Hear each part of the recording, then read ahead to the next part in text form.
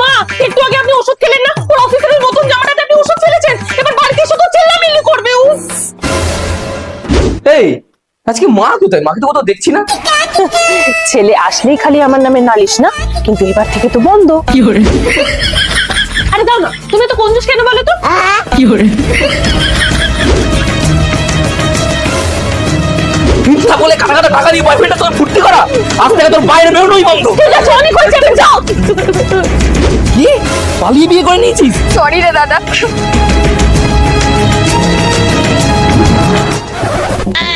কি বয়ফ্রেন্ডের সাথে ঘুরতে যাবে?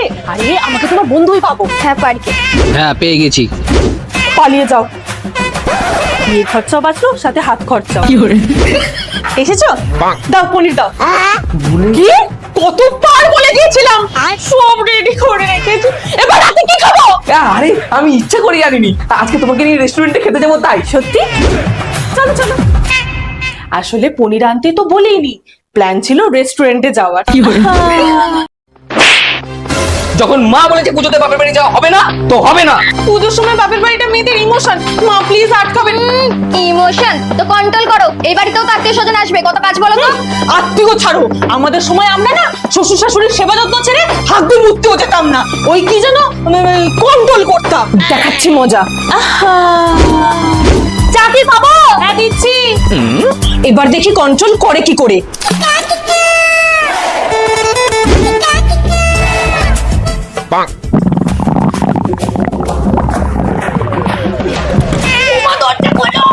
একটু দাঁড়ান, কন্ট্রোল না কন্ট্রোল। কি বলে? আর পারছি না, এবার হয়ে যাবে। আধা ঘন্টার মধ্যে বেরোচ্ছি।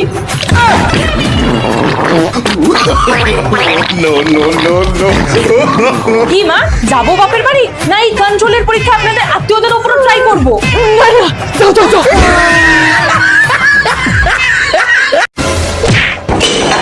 আজকে বাড়িতে লোক না ঢোকালে হতো না। আরে তোমার মা দাদা বাজার থেকে আসার আগে তোমার বয়ফ্রেন্ডকে ঘর থেকে বার করে দেবো। গল্প বাড়ি যাও, গল্প করো। কি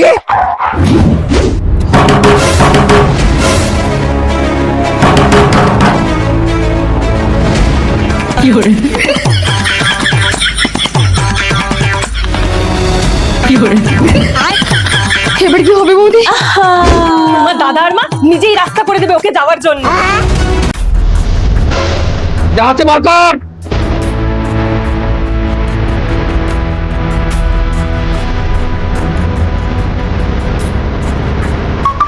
50% চলে এসছে। শোনো না, বাড়িতে চোর ঢুকেছে, তাড়াতাড়ি আসো।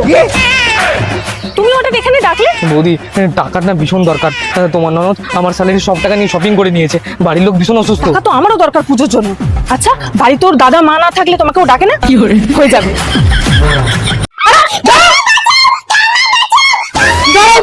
মা সারাদিন না পড়ে সব করে খেলছে, এখন স্কুল ছুটি, ওরা পরে পড়বে, তুমি যাও তো। আপনার আদরে না ওরা বাদর তৈরি হচ্ছে। দিদি ভাই এটা একটু পরিয়ে দাও তো।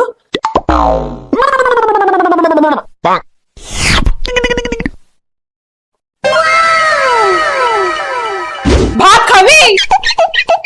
সারাদিন উল্টো পাল্টা খাওয়া, তাই না? আমি দিয়েছি চকলেট, কিচ্ছু হবে না, পরে ওদের আমি ভাত খাইয়ে দেবো, তুমি যাও তো বাপু। কি করে?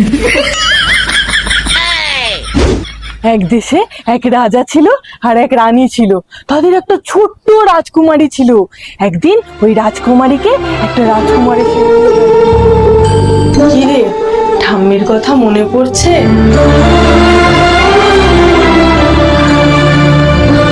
আয় আয় আয়, আরে গেল খেয়ে যা। বৌদি তাড়াতাড়ি সাজিয়ে দাও। আমাকেও আমাকেও। কেন? তোমার না আজকে জন্মদিন, দাদা বলেছে বাইরে রেস্টুরেন্টে খাওয়াতে নিয়ে যাবে। না গো, তোমার দাদার সংসারের এমনি অনেক খরচ, তার উপর রেস্টুরেন্টে গেলে অনেক টাকার বিলও হবে। ঠিক বলেছো বৌমা, তার থেকে বরং আমরা ঘরেই একটু রেডি হই, একটা ছোট কেক কেটে নেব। আর তোমার দাদা যদি নিয়ে যেতে চায় তাহলে প্লিজ না বলে দিও। হ্যাঁ হ্যাঁ হ্যাঁ, চো চো চো। সবাই রেডি তো? আরে চলো, রেস্টুরেন্টে যেতে লেট হয়ে যাবে। না রে, যাবো না। আর তুই? না। আর তুমি? চলো, আমি তো রেডি। কি করে? Don't disturb.